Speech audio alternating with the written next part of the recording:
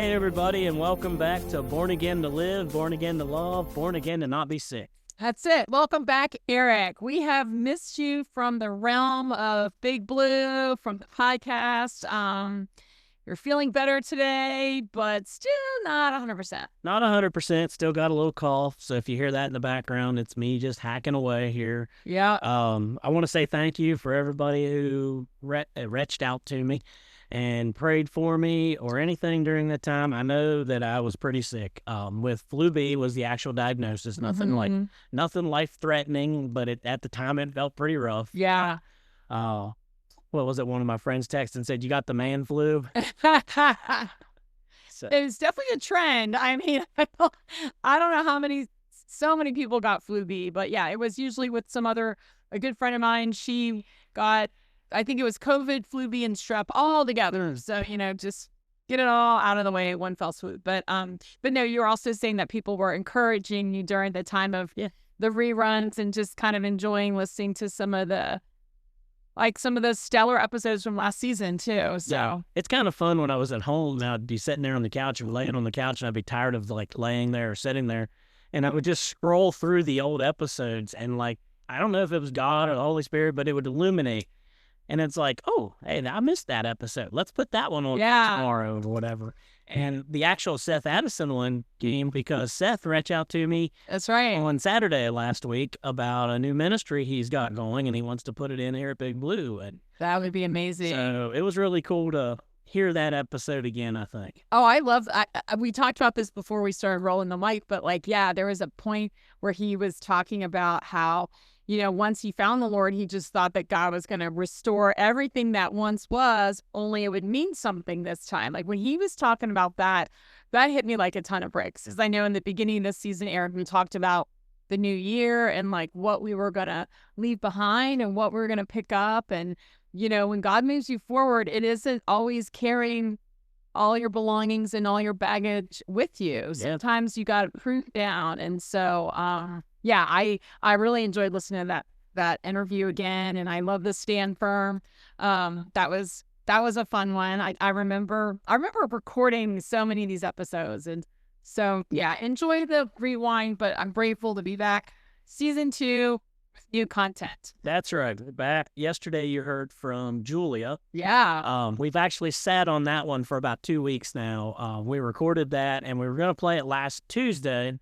But we didn't get to have this follow-up conversation because I was in a bed sick. Yeah. I was like, Eric, you can't just drop that Blues Day Tuesday and then make everybody go through rewinds for a week before we address it. So we kind of wanted the timing of it to line up a little bit better, right? That's right. So we held Julia's band, played it yesterday, and I think she did an awesome job for somebody we kind of threw under the fire and just said, hey, I'd like to talk to you some more. No prep time or anything almost, and yeah, it was informative. If she's listening, I hope she at some point wants to go into a little more depth on some of the things that were part of this witchcraft life she lived. But if not, that's fine too. Yeah. It was not your everyday kind of interview. A lot of people, I don't know, they struggle with maybe not always believing in God, not knowing if God exists, but it's not your everyday conversation when someone's like, oh yeah, no, I was worshiping the Lord of Darkness. And sadly, they don't even know it. I think that was my takeaway from that whole interview, was how she was just seduced into what felt like this community and was sort of buying into these lies that, this isn't bad. This is healing. This is light. This is nature. This is the flow of life. Those are kind of those positive words that they use to describe what's happening here. But, as Jesus said, if it's not of God, it's against God. If you are not for me, you're against me. And so whenever God is completely plucked out of the equation, it is not of the Lord. Yeah.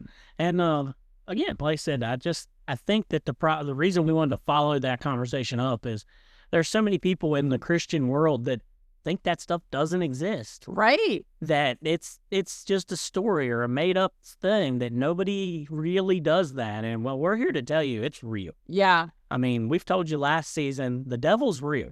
Yes. There's so many people who don't believe in evil And we're now going to show you a little bit darker side here with the witchcraft stuff, and that it does exist, and what you need to be aware of. Not even that we got to battle it, because we covered that in the Stand Firm when the replay. Oh, yeah. Like, I believe that's true, that the victory's already happened, but we can't give it a foot on.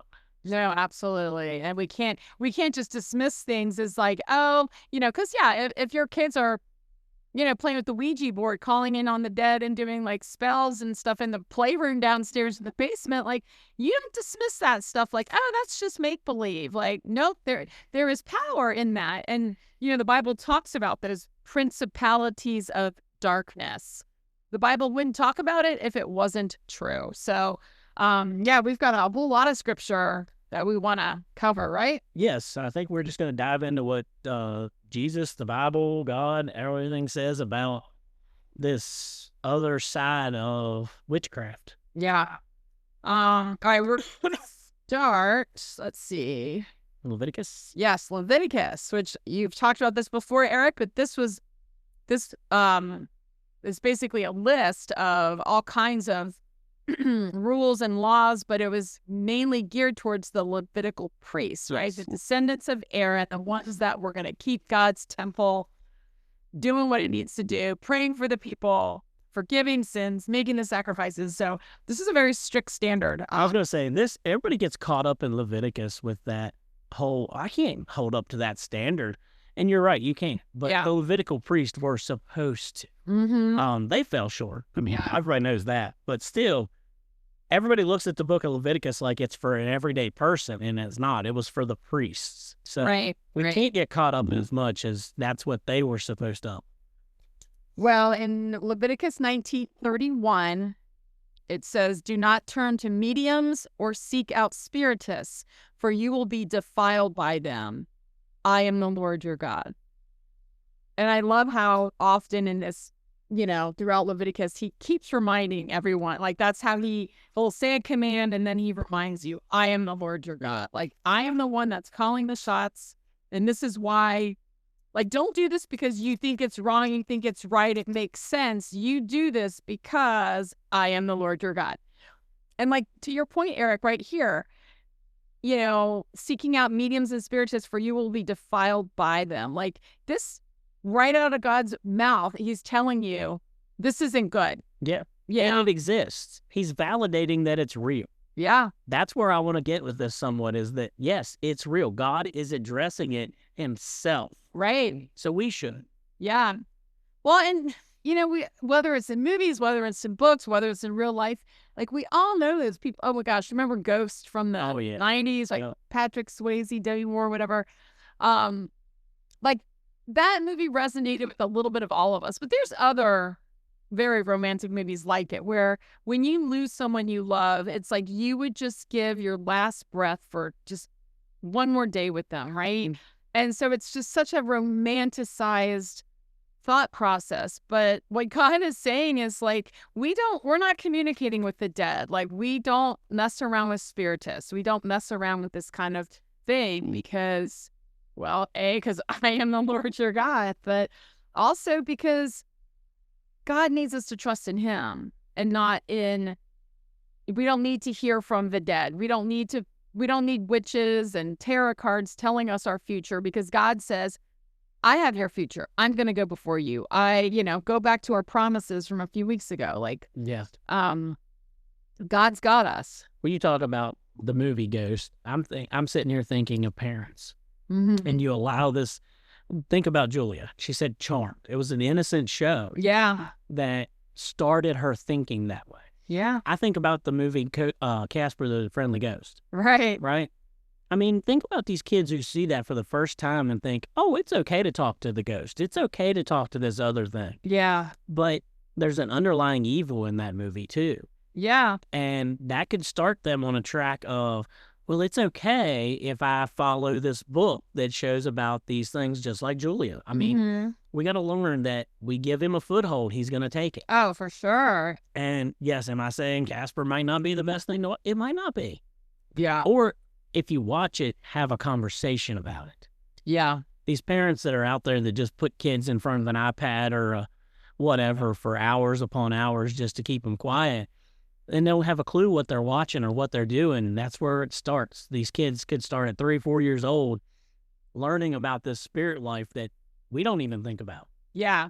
Yeah. I remember if you ever want to read a good book, oh my gosh, I read Street God. And I think the gentleman that wrote it, Demarius Marcus, I think is his name. He talked his whole trajectory in life was all about wanting to be this like top tier drug dealer. Like as a child, that's what he wanted to do. And Eric, he talks about this in the very beginning of the book. What made him want to be this, super powerful, super dangerous criminal on the street is because he saw a poster this was back when The Godfather came out.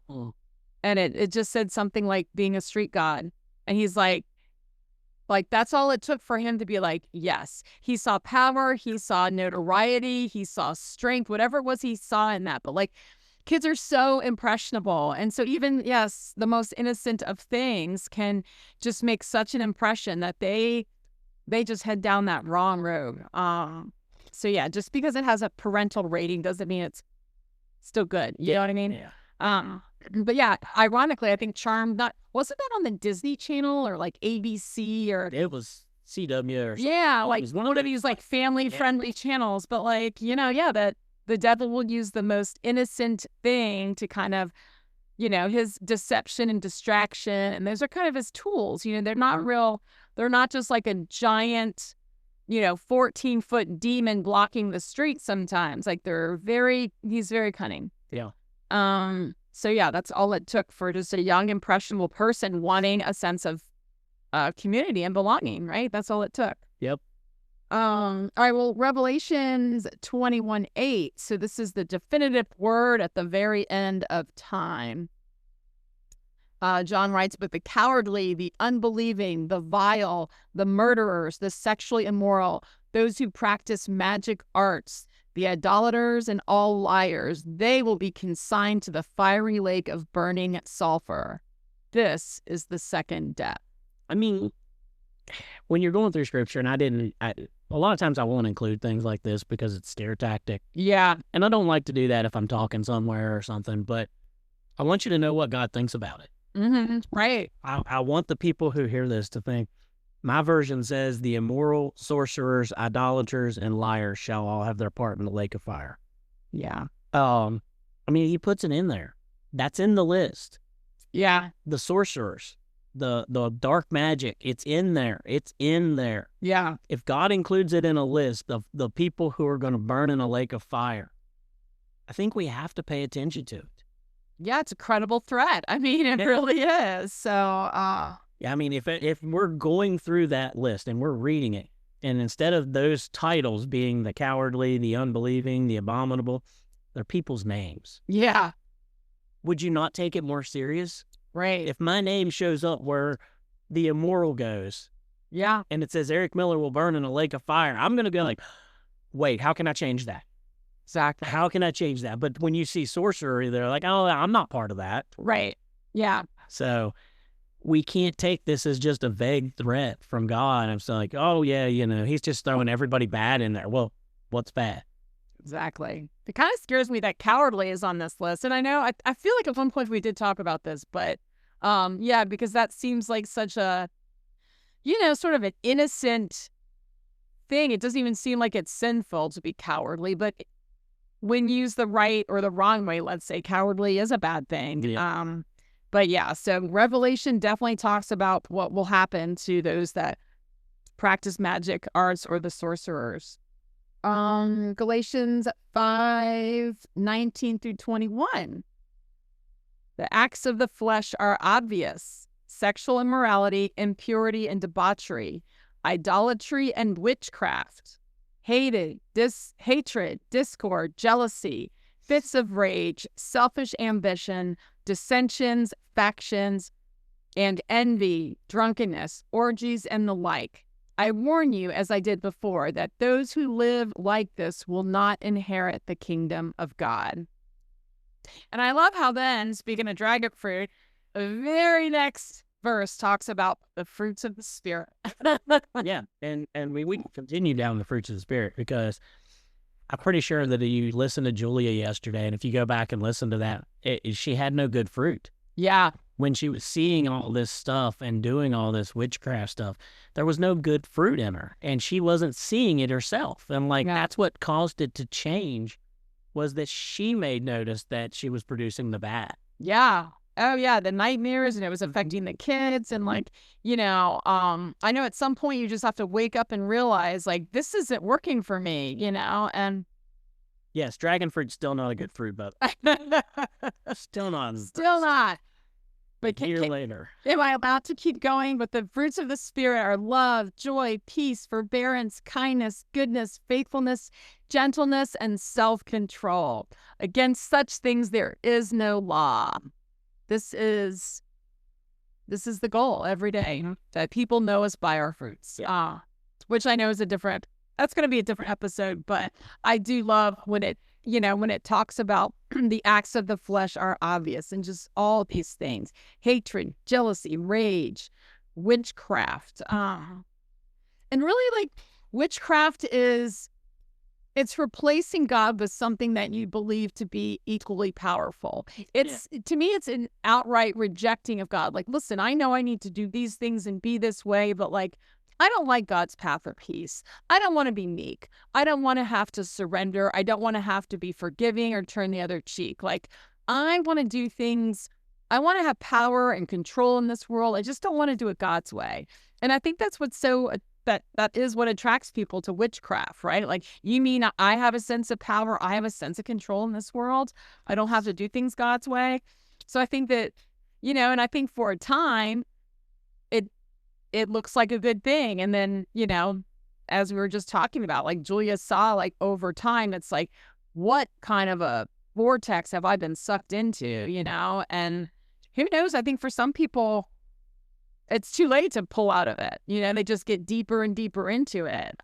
Or their shame, their guilt, all that stuff. Then the devil gets a hold of that and convinces them God doesn't want you anymore. Like, you're mine. You're always going to be mine. Eric, I love, I know it's not a lyrical Monday, but like, they always talk about selling your soul to the devil, right? Of course, always reminds me of the devil went down to Georgia. He was looking for a soul to steal. Yep. He was in behind because he was way behind. He was willing to make a deal. Yep. Anyway, I'm not going to keep going, but I know the song. Yeah. But, like, they always say that term, sell your soul to the devil. Like, that's kind of a Hollywood term. That's but it is interesting kind of what that really looks like, but also sort of the finality of that. Like, yeah, because Jesus says, like, there's no one beyond my reach. Like, you go to the pits of hell and I will find you. It's not too high, too deep, too far away. Like, so that's also kind of a lie that I feel like the devil wants us to believe. Like, oh yeah, once you sell your soul to me, you're, I'm your, like, you can't, God doesn't want you. And I'm grateful that that's not actually true. Yeah. Yeah, I agree. Like, I've listened to a lot of the near-death experiences and stuff. Mm-hmm. And there was a guy who was talking about, he didn't even believe in God. Yeah. And he died, and he was in the hospital, and he said he remembers the darkness of the hallway. And he remembers being drugged through this hallway. He said he got to the elevator, and the door opened, and there was no elevator. It was just a pit. And he said, I can remember falling into this dark, no light. Wow. And he said, I can just remember falling and feeling like I'm falling and falling. And he said, I felt like I fell forever. And he said, it finally hit the bottom. And he said, when I hit the bottom, I felt like there was a presence around me.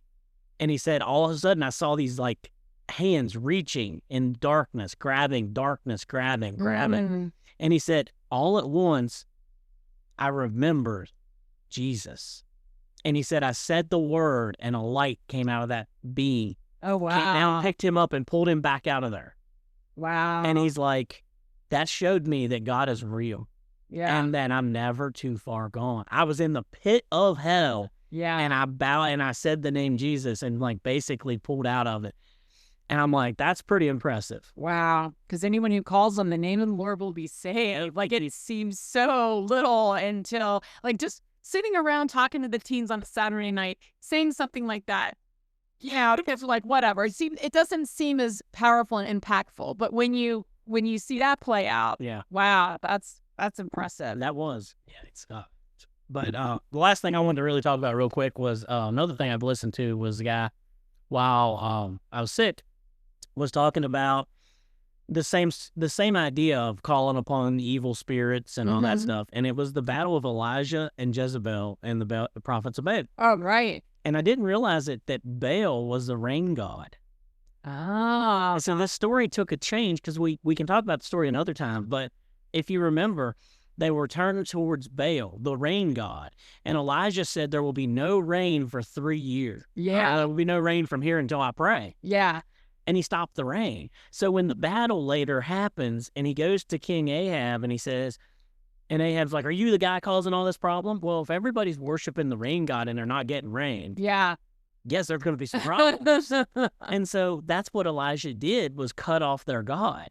Yeah, And I didn't know that he was the rain god. And when I learned this stuff, it's kind of like, wow. Like, Yeah. the story just enlightens and illuminates and goes, oh, now that battle makes so much more sense. it does. Because not only did he later get the rain when he prayed for it and all this stuff, but the water on the sacrifice and all these things makes more sense when you realize that he had cut off the god Yeah, from what he's providing. And it's pretty cool. yeah. God definitely has a way of revealing what is false and what is true in this world. Yeah, and that's where he'll go with this witchcraft thing. He will show you. He showed Julia. Yeah, He didn't leave her to the demonic. He didn't leave her so far gone that he couldn't pull her back. He couldn't get her back.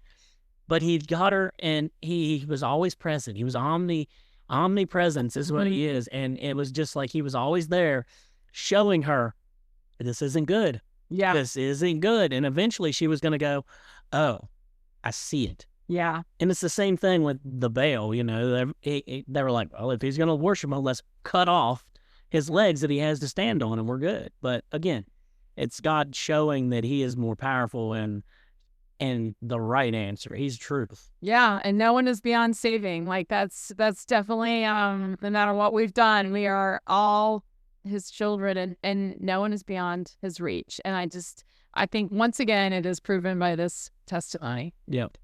So again, the reason we talk more about it is simply that we want you to know it exists. Yeah, We don't have to beat it. We don't have to go through the other 100 scriptures. Yeah. But just know that it is there, yeah. and it's a problem.